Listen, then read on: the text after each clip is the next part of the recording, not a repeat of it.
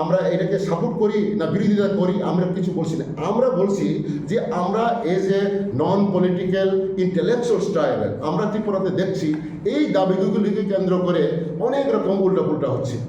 আপনি দেখুন গ্রামে গঞ্জে যদি আমরা যাই, ম্যাক্সিমাম দেখবেন যে বাচ্চা ছেলেমেয়েরা শিক্ষিত বলেন অশিক্ষিত বলেন বা শিক্ষিত সবাই এই মুখরোচক দাবি বলেন।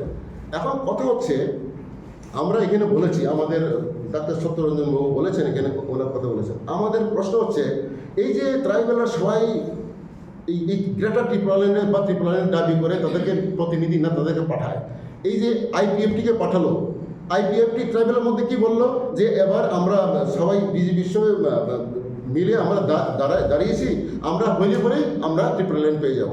পরে দেখা গেল বিজেপি তো এরকম কোনো লিখিত দেয়নি বা তাদের এই ডিমান্ডকেই সাপোর্ট করে না।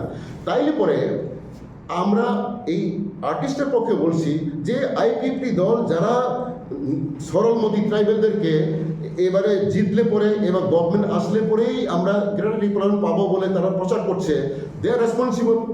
এবং এই যে বিজেপি দল কেন যারা এই ত্রিপুরাল্যান্ডের দাবিদার তারা তাদের উপরে ভরসা করে যে আসে, তারা কেন বলছে না যে আমরা এটা এগ্রিমেন্ট দিইনি বা আমরা সাপোর্টও করিনি।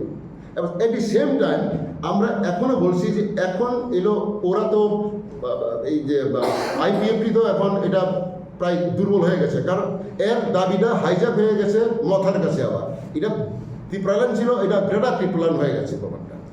এখন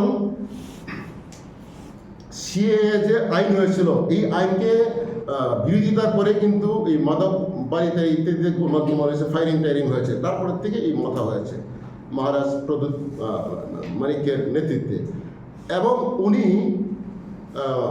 আমার বক্তব্য হচ্ছে তারা ক্লিয়ার করুক, যে পার্টিগুলি আছে ক্লিয়ার করুক।